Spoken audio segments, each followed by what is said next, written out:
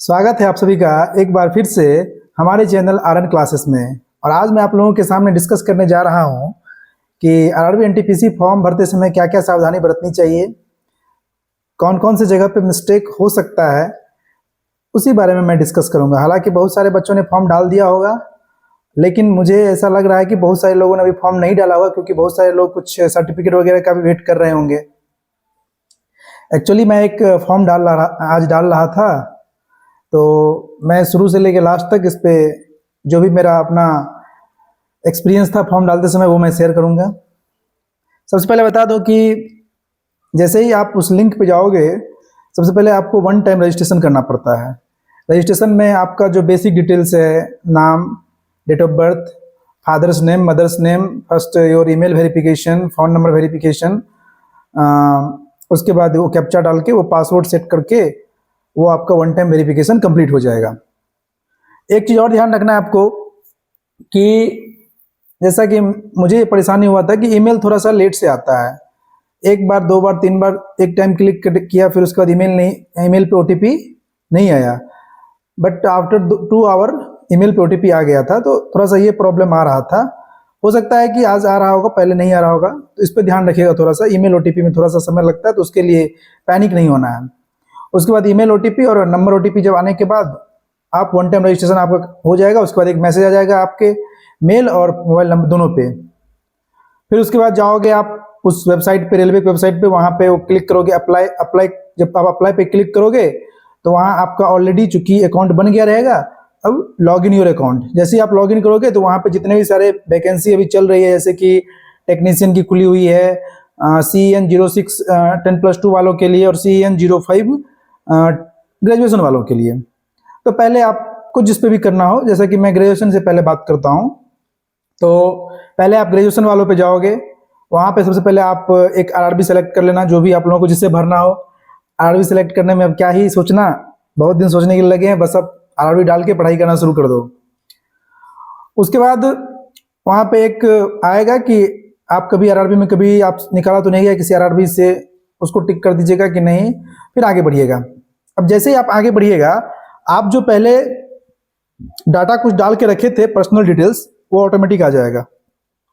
फिर वहां से आपसे वो एक्स्ट्रा डाटा, कम्युनिटी वगैरह जो भी होता है वो मांगना शुरू करेगा।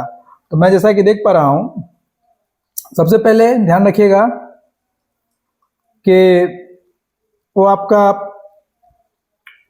10th का जो है सो सारा डिटेल्स आपको चाहिए। 10th का ओरिजिनल आपको सर्टिफिकेट जो होगा उसको आप क्या कीजिएगा, उसका PDF बना लीजिएगा स्कैन करके, वो मांगता है, ठीक है। उसके बाद आपका आइडेंटिफिकेशन मार्क जो हो गया, ये सब मांग लेगा। और इसमें सबसे इंपॉर्टेंट थिंग्स ये था कि जैसे कि जो भी बच्चे EWS हो गया, OBC हो गया, या SC ST हो गया, उन सबों के लिए वो पूरा एकदम कंप्लीट होना चाहिए। क्योंकि इस बार जब मैं फॉर्म भर रहा था, तो वहाँ EWS वाले कॉलम में जब EWS डाला, तो फिर वहाँ पे EWS नंबर, उसके बाद EWS आप कहाँ से इशू करवाए हो, डिस्ट्रिक्ट मजिस्ट्रेट से, या कलेक्टर से, या सब डिविजनल मजिस्ट्रेट से, रेवेन्यू ऑफिसर, जहाँ से भी आप कराए हो उसमें देना पड़ेगा। और इशूइंग डेट भी आपको मांग रहा है, उसमें किस डेट को आपका वो इशू हुआ है, वहाँ से वो क्लियर हो जाएगा आपका। हालांकि वो PDF जो है सो नॉर्मल में अपलोड करने के लिए नहीं बोल रहा था। जैसे ही आप वो फॉर्मेट कर लोगे, उसके बाद आपका लगभग जो ये पर्सनल एड्रेस में प्रेजेंट एड्रेस जिसका जो है वो डाल देना, परमानेंट एड्रेस जो है आधार कार्ड पे वही डाल देना। तो ये तुम्हारा हो गया पर्सनल डिटेल सारा का सारा। जब हम पर्सनल डिटेल्स भर लिए, तो उसके बाद अब आता है क्वालिफिकेशन। क्वालिफिकेशन में क्या है कि क्वालिफिकेशन में आपका जो है सो 10th वाला तो क्वालिफिकेशन पूरा आपको डालना पड़ेगा, किस डेट में आपका रिजल्ट आया था, उसके बाद कौन सा बोर्ड था, जो भी है। उसके बाद आपको जो उसका मैं वो कह रहा था ना, PDF स्कैन करके जो आप लोग बनाओगे, वो सही से अपलोड कर देना और व्यू करके देख लेना क्या ये सही से अपलोड हुआ है या नहीं हुआ है। ये थोड़ा सा इंपॉर्टेंट है इस बार के एग्जाम के लिए। पहले ऐसा कुछ नहीं मांगता था रेलवे, लेकिन इस बार थोड़ा सा ये इसको नए सिरे से कुछ चेंज किया है, तो ध्यान रखिएगा। उसके बाद आप उसमें अगर ग्रेजुएशन वाले फॉर्म डाल रहे हो, तो ऐड एजुकेशनल क्वालिफिकेशन करके ग्रेजुएशन का डाटा मांग लेगा, जैसे कि आपका यूनिवर्सिटी कौन सा है, उसके बाद पासिंग डेट ऑफ रिजल्ट आपका कब निकला है, स्टेट, यही 2-3 चीज मांगेगा। उसके बाद उसको भी आप सबमिट कर दीजिएगा। फिर आपसे पूछ लेगा कि आपका कंप्यूटर पे आप हिंदी और इंग्लिश में टाइपिंग कर सकते हो या नहीं कर सकते हो, तो हाँ या ना में उसका जवाब देना है। फिर वहां से आप निकल लेना। वहाँ ये हो गया आपका एजुकेशनल क्वालिफिकेशन। इसी बीच में आपका वो बैंक डिटेल वगैरह मांगेगा, जहाँ पे रिफंड आएगा वो भी सही से डाल दीजिएगा, क्योंकि एग्जाम के बाद पता है कि CBT 1 के बाद रिफंड देना है, वो भी सही से कर देगा। फिर आपसे जैसे कि बेंच मार्क डिसेबिलिटी हो गया, स्क्राइब हो गया, EBS certificate holder, ex serviceman, ये सारे के सारे जो इसमें आते हैं वो बढ़िएगा, जो इसमें नहीं आते वो डायरेक्ट नो कर दीजिएगा। एक इंपॉर्टेंट इस बार टैब दिया गया है, जो ऑलरेडी रेलवे में जॉब कर रहे हैं उनके लिए पहले ऐसा कोई प्रावधान नहीं था, लेकिन इस बार क्या हुआ है कि एक अलग से उसके लिए कॉलम बना हुआ है। अगर आप रेलवे में जॉब कर रहे हैं तो वहां पे आपको यस करना है, ठीक है।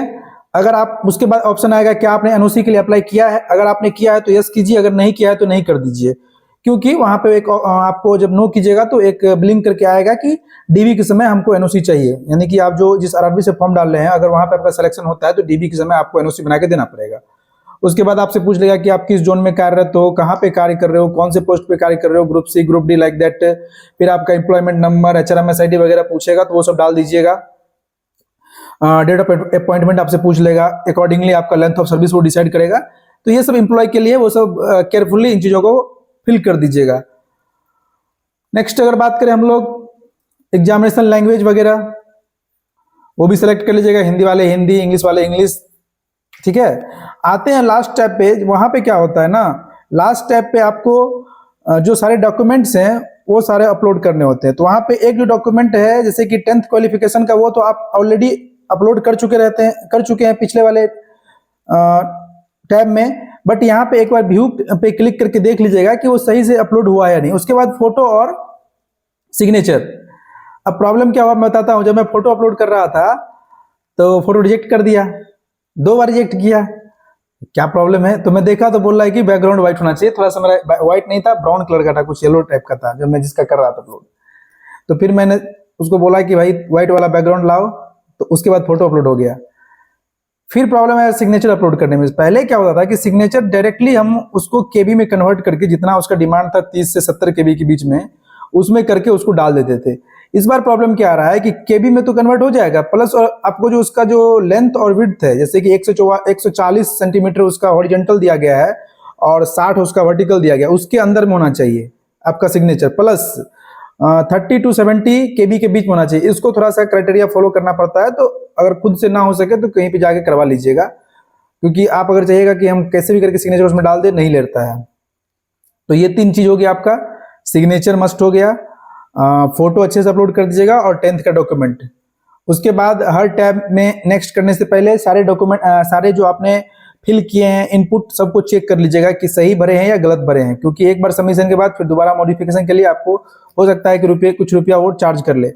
तो क्यों परेशानी लेना, आराम से फॉर्म डालना है, समय दे के डालना है, कोई दिक्कत नहीं है। आधा घंटा, 1 घंटा, 2 घंटा टैब खुलता है, हर टैब के लिए आधा घंटा समय दे के रखता है, टैब बीच से बंद नहीं होगा। और दूसरी बात ये भी है कि अगर मान लो कि तुम्हारे पास 10th का PDF नहीं है, या फोटो रेडी नहीं है, या सिग्नेचर रेडी नहीं है, तो ऐसा नहीं है कि आपको फिर से पूरा भरना पड़ेगा, नहीं। जितना आपने भर के रखा है ना वो उसमें सेव रहता है, उसके लिए दिक्कत नहीं है।